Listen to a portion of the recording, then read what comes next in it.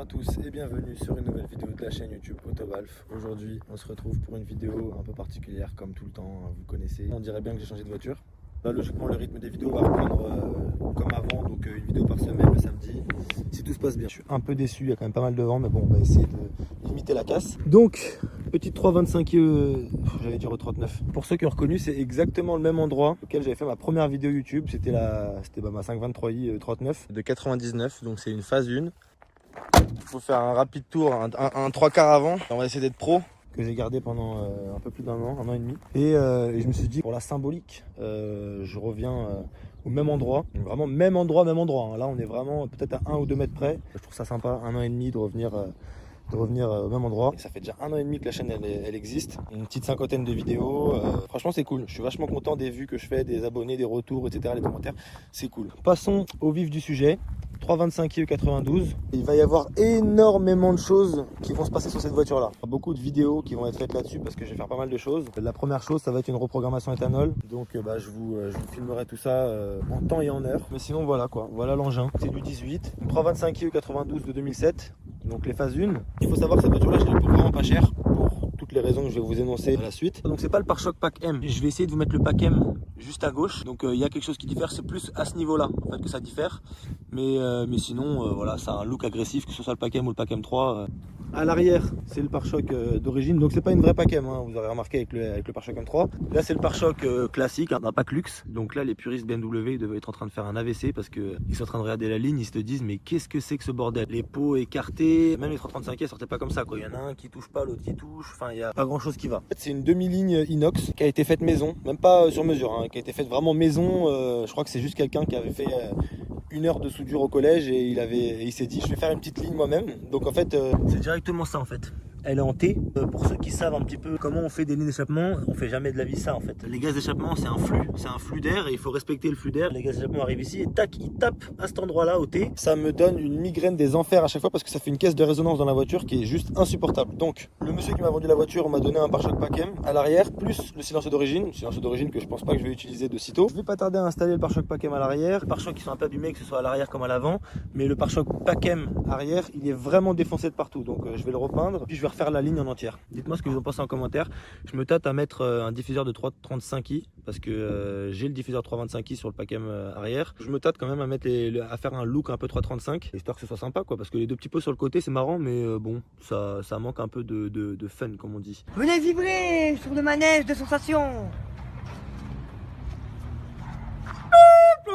Mais quoi qu'il arrive, la ligne va être refaite au propre. D'ailleurs, si vous connaissez des adresses pour des lignes pas trop chères dans le 77, 91, là c'est des petits rétro-tuning.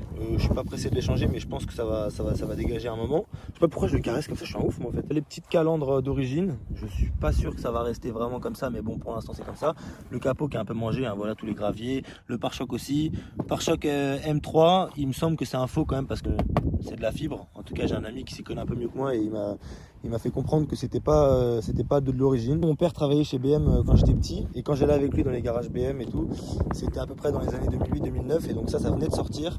Et je me souviens que ce coupé là, un 335i ou un M3, hein, même un 320D, la ligne de la voiture, elle me rendait malade. Et j'étais amoureux de cette voiture là quand j'avais 10 ans. De base, je recherchais un 325D pour pouvoir un peu rouler tous les jours et pas trop consommer. Mais bon, le 325i, 6 cylindres Atmo, c'est la passion, hein, c'est la passion. Alors que le 325D, bon, c'est la passion aussi, mais un peu moins quand même. L'un des points pour lesquels elle n'était pas très chère, c'est qu'il y a une rayure qui part d'ici et qui part de là-bas.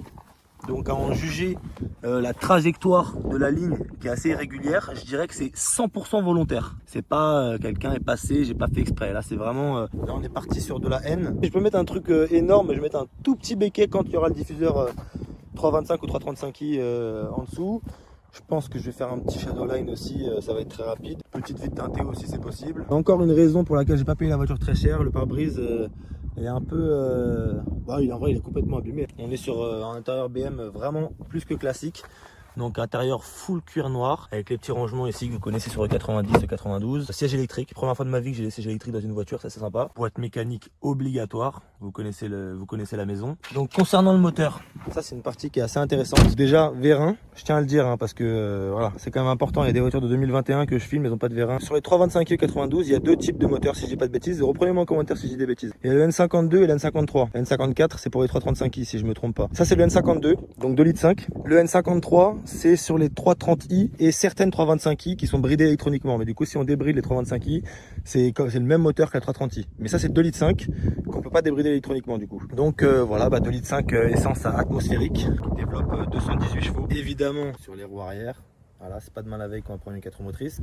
Bonne grosse boîte à air. Un ami aussi qui m'a fait remarquer qu'il me manquait des vis, enfin une vis. Concernant le coffre, bon bah voilà, là au moins vous le voyez, silencieux d'origine. D'ailleurs si quelqu'un sait si ça c'est une valve, si c'est une valve, est-ce que c'est d'origine? Ça j'aimerais bien le savoir. Petit manuel de passionné.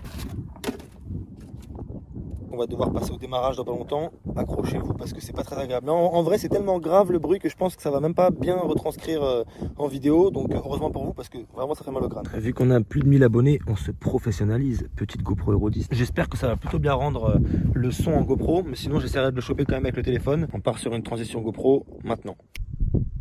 Si j'ai réussi ma transition, je suis vraiment trop fier.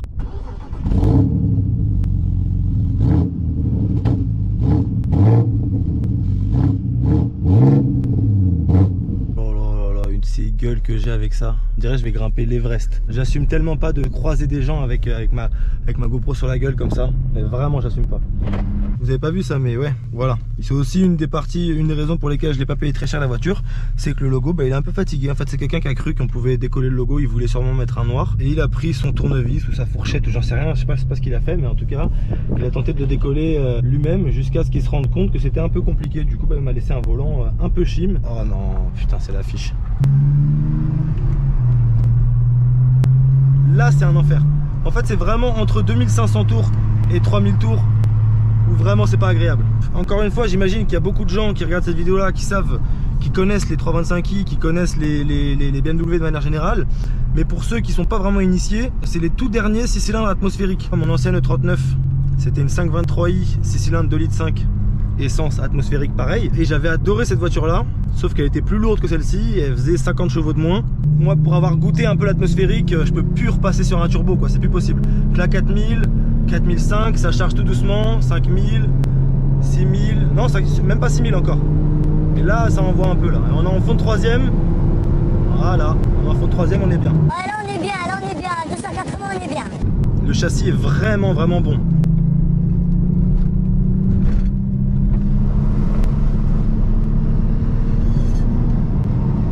Ah, le bruit de la voiture en fait c'est vraiment incroyable.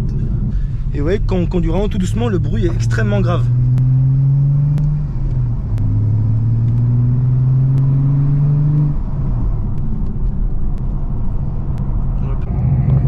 Je vais vous filmer au cas où avec le téléphone pour que vous soyez sûr d'entendre bien. Il y a des petits retours, ça me fait vraiment kiffer aussi. Mais bon, je pense vraiment pas qu'on va les entendre les retours, mais bon. Ah, on entend peut-être un petit peu, mais bref. J'espère aussi que la GoPro est pas trop dans le plafond et que vous voyez pas que ce truc là.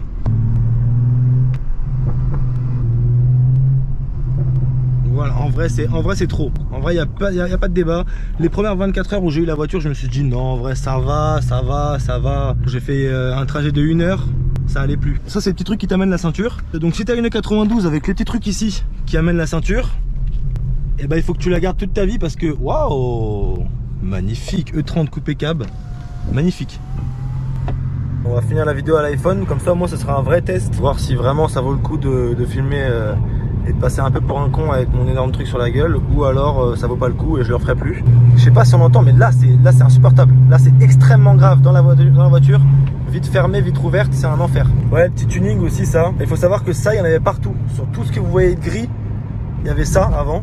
Et l'ancien propriétaire a tout enlevé, mais ça je crois qu'il a pas réussi, soit c'est une pièce directement qui a été changée en fait, qui a été remplacée. Pour ça à la limite ça me gêne pas vraiment, hein, mais ça me gêne quand même. Je crois que j'ai fait le tour de la voiture. De toute façon il y aura d'autres vidéos qui vont arriver sur cette voiture là, c'est sûr à 100%, parce que je pense que je vais la garder quand même pas mal de temps. Nous arrivons sur une fin de vidéo, merci à tous de l'avoir regardé jusqu'au bout, j'espère qu'elle vous aura plu. N'hésitez pas à vous abonner, à liker, je vous souhaite une très bonne journée ou une très bonne soirée, portez-vous bien, bye.